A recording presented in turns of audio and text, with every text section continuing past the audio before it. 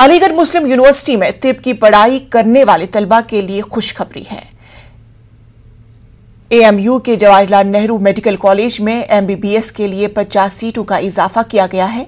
ये अहकाम आइंदा साल से कबल अमल होंगे। इससे पहले 50 तलबा एमबीबीएस में दाखिला ले सकते थे। अब 50 सीटों के इजाफे के बाद 200 तलबा एमबीबीएस में दाखिला ले सकेंगे। अलीगढ़ मुस्लिम यूनिवर्सिटी के vice chancellor professor Tariq Mansoor ने ट्वीट करके ये जानकारी दी और कहा कि वजारत सेहत ने एएमयू के जेएनएमएस में एमबीबीएस के लिए 50 सीटों के इजाफे की दरख्वास्त कबूल कर ली है।